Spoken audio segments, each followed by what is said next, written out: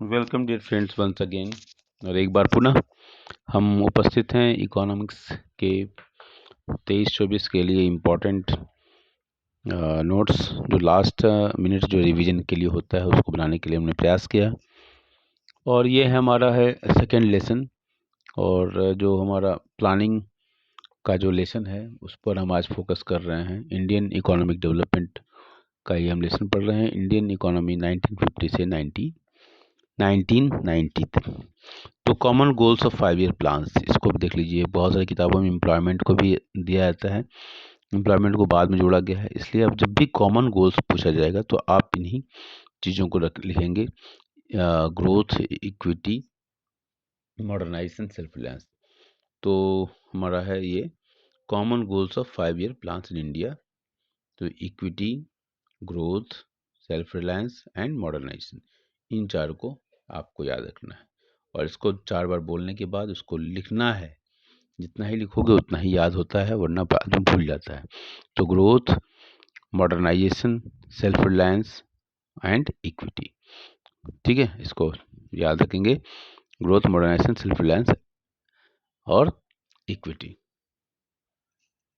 तो competency based questions की श्रृंखला में ये है हमारा पहला video, Indian economy 1950 to 1990।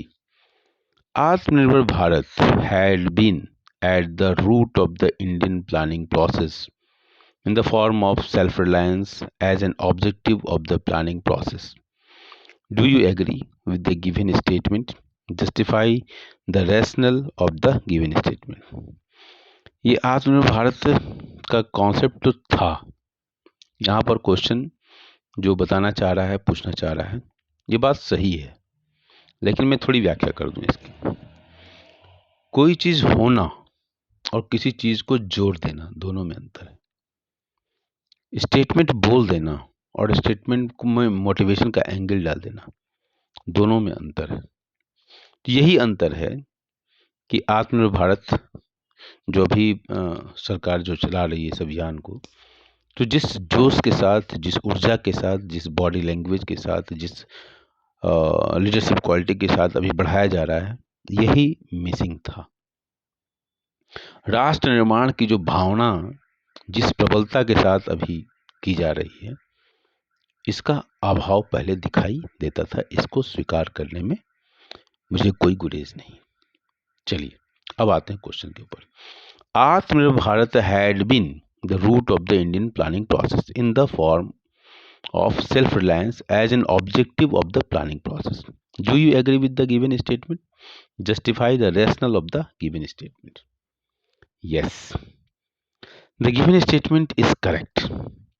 In the early post-independence period, शुरुआती वर्षों में, the aim of the government's policy, सरकार का उद्देश्य was to reduce the dependence on the foreign countries for goods, services, technology and capital. इन सभी चीज़ों में सरकार की निर्भरता, बाह्य जो निर्भरता वो कम हो जाए। It stressed the use of domestic resources to avoid foreign interference. By जो दखलंदाजी उसको कम करने के लिए जरूरी था कि डोमेस्टिक रिसोर्सेज का प्रयोग ज़्यादा से ज़्यादा किया जाए, ठीक है। हम and as it was feared that the dependence on the imported food supplies, foreign resource, foreign technology and foreign capital may increase foreign interference in the policies of our country। जैसा कि डर था कि अगर ज़्यादा से ज़्यादा हम अगर बाहर से सामान मंगाएंगे तो हमारी कमजोरी भी एक्सपोज होगी और बाहरी देशों का हमारे आंतरिक मामलों में हस्तक्षेप बढ़ता जाएगा।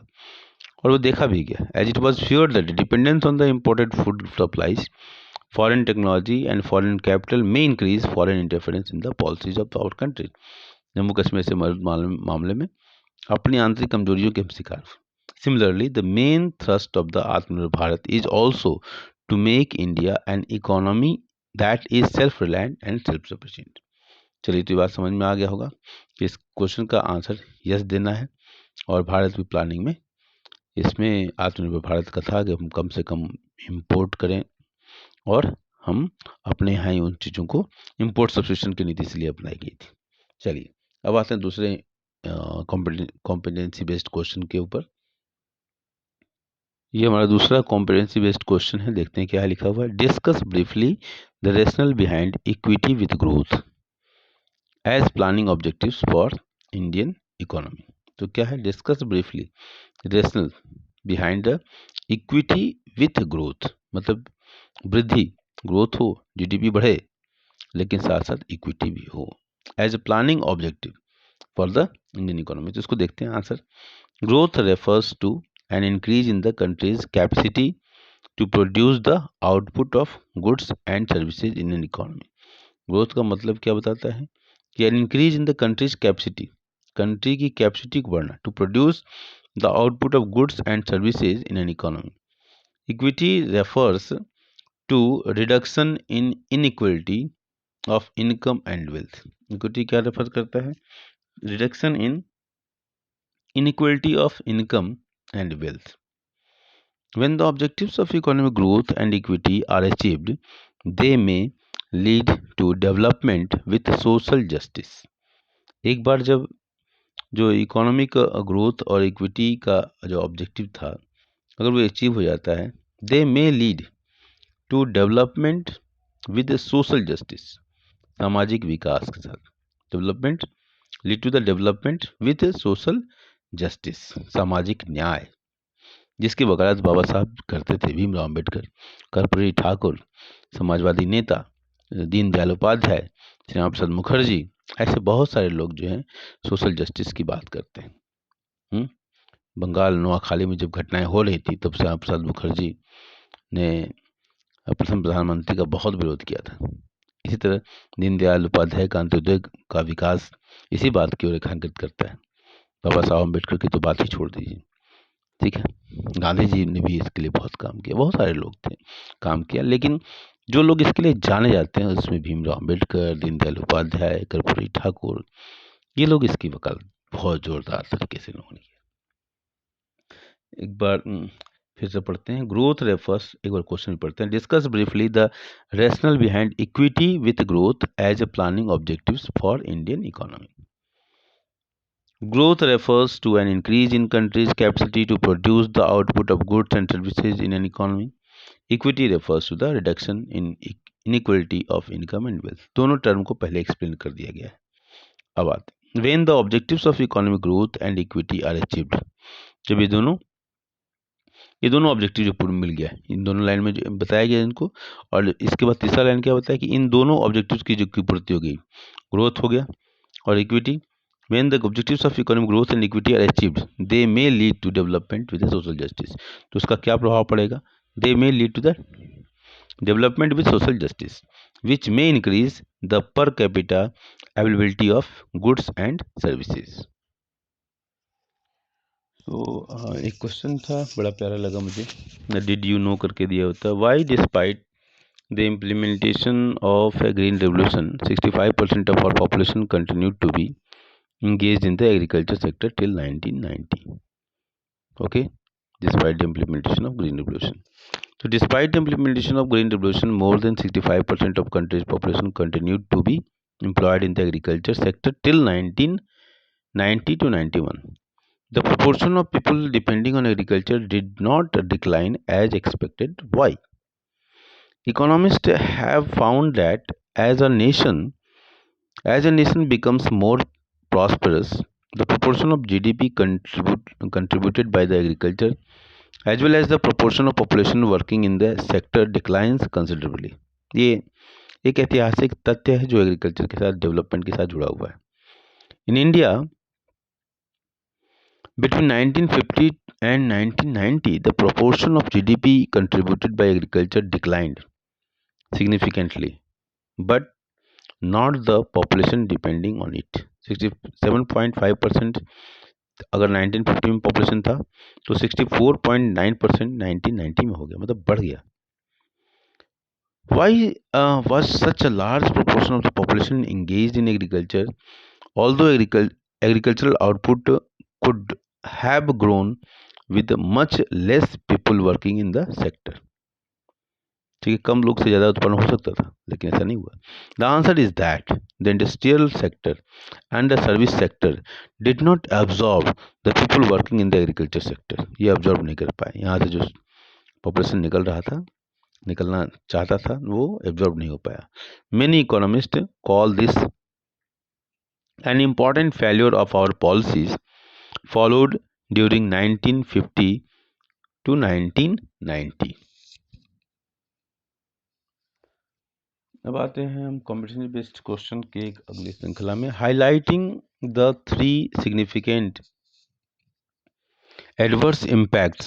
Conduct a comprehensive analysis to evaluate the potential negative repercussions of implementing the economic strategy of import substitution in developing nations। अब इसमें जो वर्ड्स हैं ये वही वर्ड आपको परेशान कर देंगे।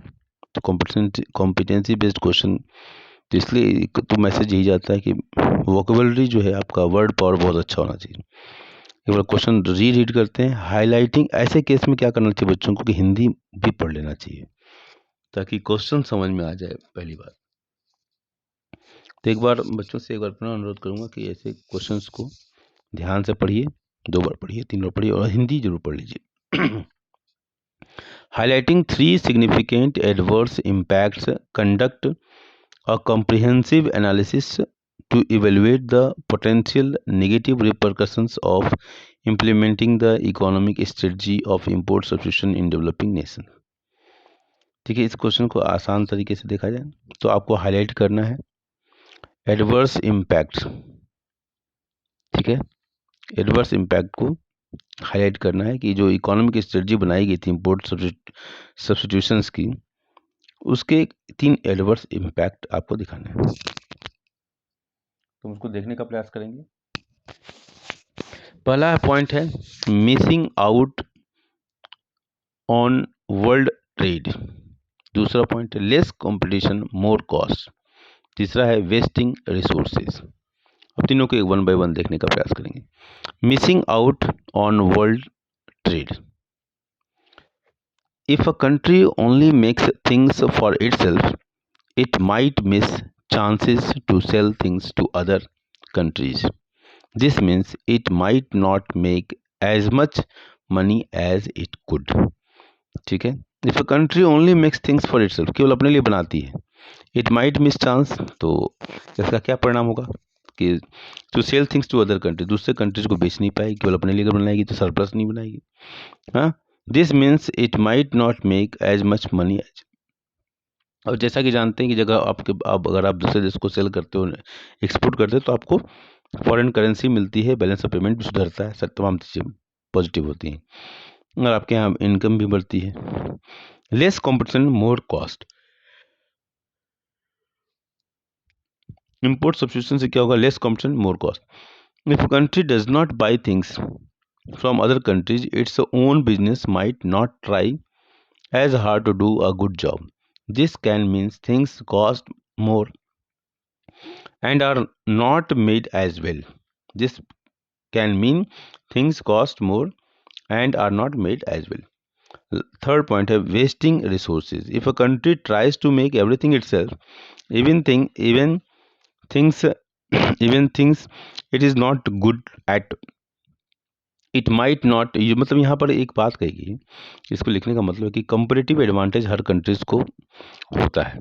कहीं लेबर ज़्यादा होते हैं तो लेबर इंटेंसिव टेक्नोलॉजी का प्रयोग करके वो सस्ता बना सकते हैं, कहीं कैपिटल है तो कैपिटल इंटेंसिव टेक्नोलॉजी का प्रयोग करके चीज़ों को बनाया सकता है। कुछ कंट्रीज़ में रिसोर्सेज एविडेंट होते हैं, मतलब प्रचुर मात्रा में होते हैं, तो वहाँ पर उसका प्रोडक्शन कॉस्ट कम होगा। दूसरे कंट्रीज़ में अगर उसी को बनाया जाए तो उसका ट्रांसपोर्टेशन प्रोडक्शन कॉस्ट बढ़ जाएगा, क्योंकि रॉ मटेरियल का कॉस्ट बढ़ जाएगा। इसी को इस स्लाइड में समझने की जरूरत है। एक बार फिर पढ़ते हैं। Wasting resources. If a country tries to make everything itself, even things it is not good at, it might not use its resources like workers, materials and money as wisely as it could. This can make the whole economy less productive। तो हमारे पास कुछ economic data है। इस economic data को start करने से पहले 1950 to 1990 को स्टार्ट करने से पहले कुछ इम्पोर्टेंट जो फुल फॉर्म्स हैं उसको भी देख लेंगे। IPR, IPR मतलब होता है industrial policy resolution. HYV seats जानते हैं, हाई यील्डिंग वेराइटी। नीति, NITI, नीति, नीति आयोग का नाम सुना होगा आपने। नीति का मतलब फुल फॉर्म क्या होता है? National institution for transforming India. एक बार रिपीट करता हूँ, national institution for transforming India, for को याद रखिएगा। SSI ये क्या होता है? Small scale industry. अब हम आते हैं ये इकोनॉमिक डेटा के ऊपर। In India the share of agriculture in GDP was more than 50%, as we would expect for a poor country. But by 1990, the share of the service sector was 40.59%, more than that of agriculture or industry. Like what we find in developed nation. Okay. In India, second point, in India, the population depending on agriculture was 67.5% in 1950 and 64.9% in 1990. In 1950, a small scale industry unit was one which invested a maximum of rupees 5 lakhs, 1950 में 5 lakhs, while at present the maximum investment allowed is 1 crore.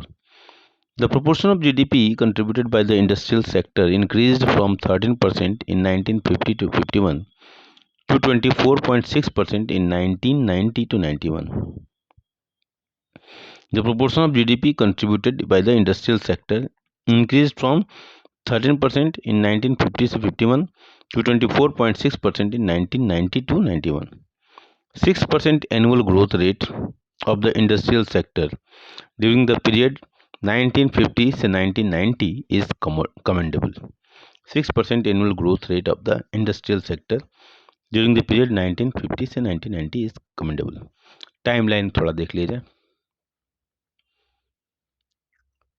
1947, on 15th August 1947, India woke to a new dawn of independence. 1948, first industrial policy resolution of independent India.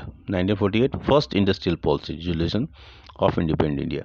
1950, planning commission was set up in India with the prime minister as its chairperson. 1951 to 56, first 5-year plan. 1955, village and small scale industries committee, इसको कार्डवे committee भी कहते हैं, कई बार question आया हुआ है, was constituted. 1956, industrial policy resolution IPR was developed. ठीक है, industrial policy resolution IPR was adopted. ठीक है, पहला था फर्स्ट इंडस्ट्रियल पॉलिसी 1948 और ये industrial policy resolution IPR was adopted. 1956 से 61, second 5-year plan. Mid 1960s up to mid 1970s, the first phase of the Green Revolution. Mid 1970s to mid 1980s, the second phase of the Green Revolution. 1991, the new economic policy was initiated to make Indian economy more efficient. 2015, Niti Aayog was formed via a resolution of the Union Cabinet on January 1st, 2015. Niti Aayog was formed via a resolution of the Union Cabinet on January 1st, 2015. अब ये पूरे lesson का एक revision है, fast reading करूंगा मैं। Indian economy 1950 to 1990। Types of economic system. Economic system क्या था? Market economy, also called capitalist system. Capitalist system क्या होता है? is an economic system dependent on market forces. Market forces क्या है? Demand और supply. Goods are produced based on demand and can be obtained only by those who have purchasing power. Socialist economy, also called socialist system, is an economic system in which goods and services are provided by the government based on the needs of the society and not on who can purchase them. ठीक है, ये हमारा socialistic system था, socialist economy. There is a strictly no private property and everything is owned by the state.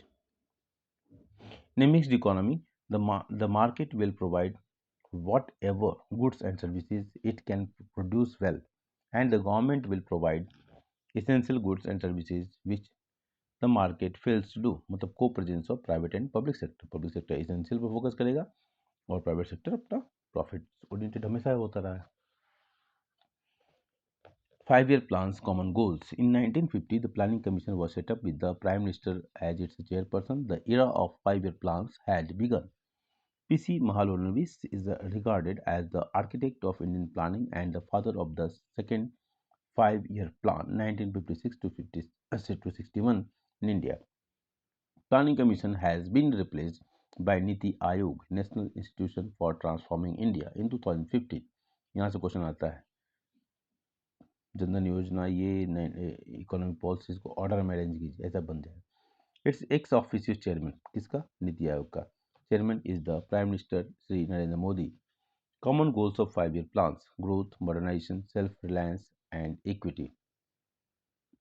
All the 5-year plans have not given equal importance to all these goals. Due to limited resources, a choice has to be made in each plan about which of the goal is to be given primary importance. In fact, different goals may be conflicting.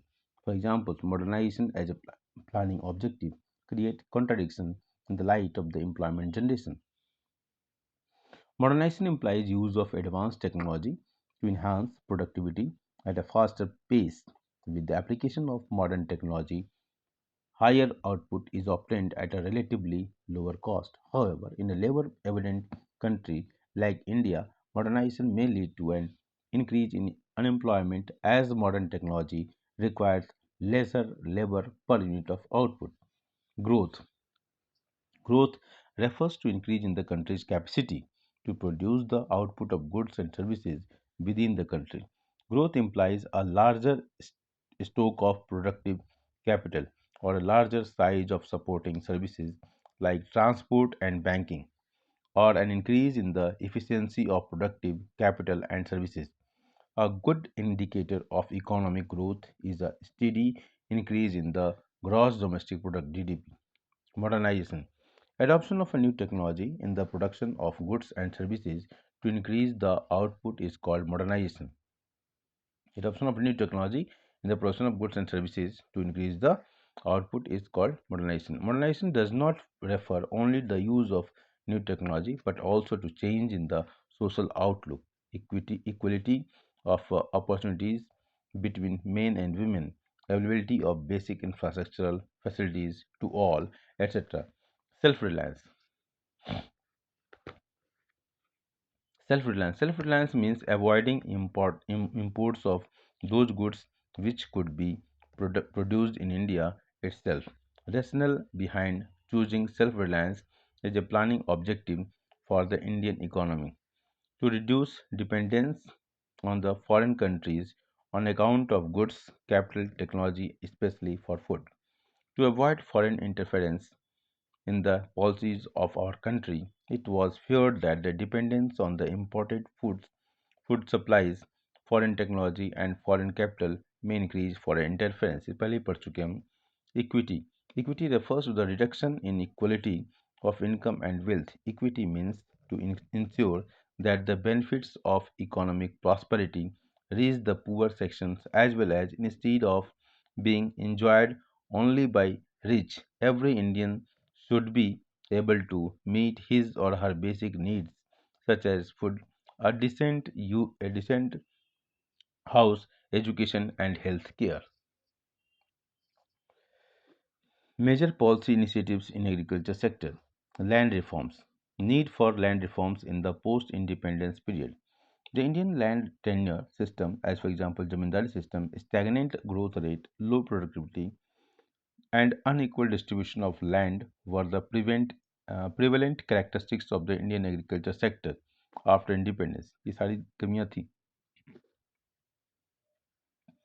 In 1960s, the low productivity of the agriculture sector forced India to import food from the United States of America USA. Equity in agriculture sector called for land reforms. Land reforms primarily refer to change in the ownership of land holdings, that is to abolish intermediaries and make the tillers the owners of land, and fixing the maximum size of land which could be owned by an individual land ceiling. Types of land reforms implemented in the agriculture. Evolution of intermediaries zamindari system. It focused on elimination of farmers, exploitation and promotion of agricultural growth. The ownership conferred on tenants gave them the incentive to increase output, and this contributed to growth in agriculture. Land ceiling. Land ceiling means fixing the maximum size of land. The purpose of land ceiling was to reduce the concentration of land ownership in a few hands. Thus, it promotes equity in the agricultural sector. Drawbacks of the land reforms. क्या drawback था, क्या कमियां थी? The first 3 point में से cover किया गया है, बुलेट पॉइंट्स पहले देखेंगे. The goal of equity was not fully served by abolition of intermediaries. Second point, the land selling legislation also faced hurdles. Land reforms were unsuccessful in most of the states of India. ये किसके लिए था? Drawbacks of the land reforms. ये तीनों हमारे bullet points थे. पहला point देखते हैं. The goal of equity was not fully served by abolition of intermediaries. In some areas, the former zamindars continued to own large areas of land by making use of some loopholes in the legislation. The land selling legislation also faced hurdles. The big landlords challenged the legislation in the courts, delaying its implementation. They used this delay to register their lands in the name of close relatives. Land reforms were unsuccessful in most of the states of India. Land reforms were unsuccessful only in Kerala and West Bengal because these states' governments were committed to the policy of land to the tiller. Green Revolution. The Green Revolution refers to the large increase in the production of food grains resulting from the use of high yielding variety HYV seeds, especially for wheat and rice. ठीक है? Why was the Green Revolution implemented in India? To break the stagnation in the agriculture during the colonial rule and to overcome the shortage of food grain availability in the post-independence period. Merits benefits of green revolution. क्या क्या थे benefits थे? पहला point, 4 bullet points इसके. Increase in the income of the farmers, self sufficiency in the food grains, creation of a buffer stock of the food grains and decrease in the price of the food grains. तो merits benefits of the green revolution. Increase in the income of the farmers. After the Green Revolution, a greater proportion of the marketed surplus of agro produce, wheat and rice was sold by the farmers in the market. As a result, income of the farmers also increased. Self-sufficiency in the food grains. The spread of Green Revolution technology enabled India to achieve self-sufficiency in food grains. India no longer had to be at the mercy of America or any other nation for meeting its food requirements. Creation of buffer stock of food grains. Increase in food grains production has been so substantial that India started maintaining buffer stock of food grains which could be used in times of food shortage. Decrease in price of food grains. The price of food grains declined relatively to other items of consumption, thus the low-income groups benefited from this decline in the prices of the food grains. Demerits, limitations, rise of Green Revolution.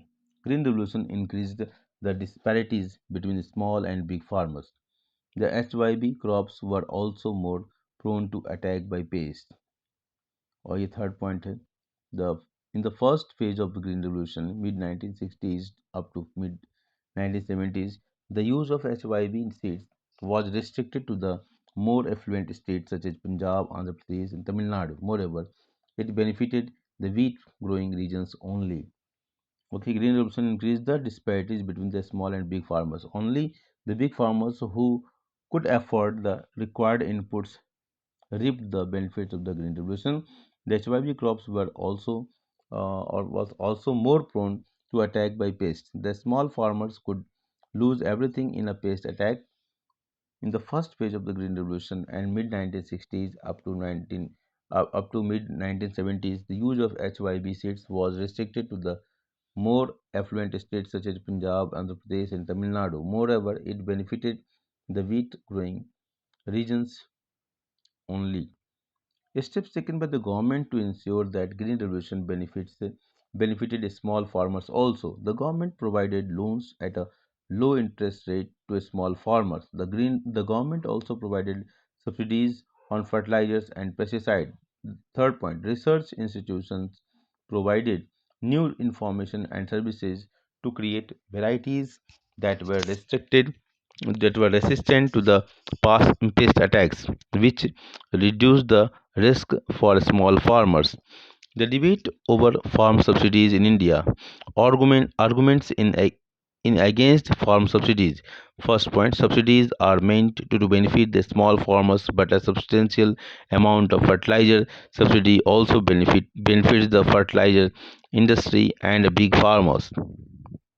Fiscal Fiscal burden. Economists argue the subsidies are a huge Economists argue that the subsidies are a huge burden on the government's finances. Arguments in favor of continuing farm subsidies. First point, farming in India continues to be a risky business.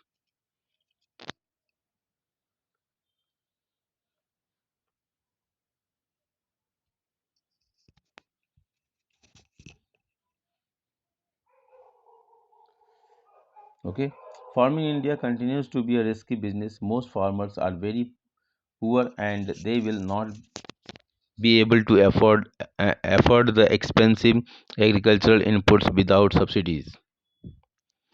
Second point, eliminating subsidies will increase the inequality between rich and poor farmers and violate the goal of equity. Last point, industry and trade. Industry and trade. 5 year plans placed place a lot of emphasis on industrial development during 1950 say 1990. Why? 5 year plans place a lot of emphasis on industrial development during 1950 to 1990. Why? Economists have found that nations can progress only if they have a good industrial sector. Industry provides employment which is more stable than the employment in agriculture. Industry promotes modernization and overall prosperity. Public sector was given a leading role in industrial development during the planning period in India. Why? At the time of independence, the Indian industrialists did not have enough financial and technical resources needed for the nation to be modernized and self-sufficient. Also, the market was not big enough to encourage industrialists to undertake major projects even if they had the capital to do so. In accordance with the goal of the state controlling the commanding heights of the economy, the Industrial Policy Resolution of 1956 was adopted, which formed the basis of the second 5 year plan 1956 to 1961. Why and how was private sector regulated under the IPR 1956? The private sector was kept under government control through a system of license called the Permit License Raj. First point, no new industry was allowed unless a license was obtained from the government. This policy was used for promoting industry in backward regions. Thus, the purpose was to promote regional equality. दूसरा point, even an existing industry had to obtain a license for expanding output or for diversifying production. The purpose was to ensure that the quantity of goods produced was not more than what the economy required. Promotion of Small Scale Industry SSI by the government. In 1955, the Village and Small Scale Industries Committee, also called the Carve Committee, noted the possibility of using small scale industries for promoting rural development. A small scale industry is defined as a small scale industrial unit having maximum investment of rupees 1 crore in the assets of the unit in present time. Why did the government promote a small scale industry? It is believed that the small scale industries are more labor intensive, that is, they use more labor than the large scale industries and therefore generate more employment. How did the government promote and protect small scale industry? Because small scale industries cannot compete with the big industrial firms. For this purpose, the production of a number of products was reserved for the small scale industry. They were also given concessions such as lower excise duty and bank loans at lower interest rates. Trade policy, import substitution. Under import substitution policy, the government protected the domestic industries from foreign competition by replacing or substituting imports with domestic production. Protection from imports took two forms: tariff, quotas. Tariffs, tax on imported goods. They make imported goods more expensive and discourage their uses. Quotas, non-tariff barriers imposed on the quantity of imports and exports. Quantity of goods which can be imported is specified by the government. The effect of tariffs and quotas is that they restrict imports and therefore protect the domestic firms from foreign competition. Rationale behind reasons for protection of domestic industries from foreign competition. First point, self-reliance. The second point, saving of scarce foreign exchange.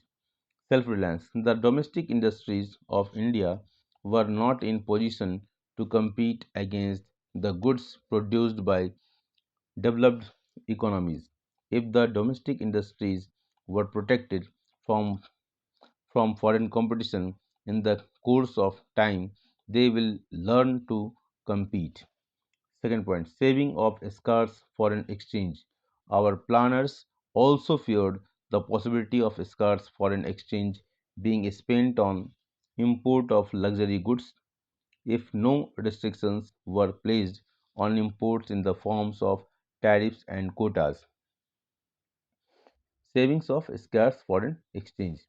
Our planners also feared the possibility of scarce foreign exchange being spent on the import of luxury goods if no restrictions were placed on imports in the forms of tariffs and quotas. Positive effects of the industrial and trade policies during 1950-1990 on industrial development in India. The proportion of GDP. Positive effects of the industrial and trade policies during 1950 to 1990 on industrial development in India. The first point, the proportion of GDP contributed by the industrial sector increased from 13% in 1950-51 to 24.6% in 1990-91. 6% annual growth rate of the industrial sector during the period 1950 to 1990 is commendable. Third point, the industrial sector became far more diversified by 1990 due to the public sector. Fourth point, promotion of the small scale industries gave opportunities to those people who did not have the capital to start large firms. Drawbacks, criticism of the industrial and trade policies during 1950 say 1990. First point, inefficient functioning of the public sector. Many public sector enterprises (PSE) incurred huge losses but continued to function because it is difficult to close a government undertaking even if it is a drain on nation's limited resources. Second point, excessive regulations of industries called permit license RAS. The excessive regulations of industries through a system of license prevented growth of entrepreneurship. The need to obtain a license to start an industry was misused by industrial houses. A big industrialist would get a license not for starting a new firm, but to prevent competition from starting new firms. In the name of the self-reliance, Indian producers were protected against the foreign competition, and this did not give them the incentives to improve the quality of goods that they produced. Moreover, trade policies were inward oriented, the failed and that failed to develop a strong export sector. ये था। और इसके बाद हमारे slow learner, मैं तो late bloomers कहता हूँ, इसमें स्लो लर्नर लिखा हुआ है, विच आई डिसएग्री। तो इस तरीके से इनके लिए दिया हुआ है पॉइंट। ये सारे एनसीईआरटी के इंपॉर्टेंट पॉइंट्स हैं, जिसको ये लेट ब्लूमर्स के लिए है। उसमें सारे पॉइंट्स कवर हो गए थे, इसलिए मैं इसको रीड आउट नहीं कर रहा हूँ।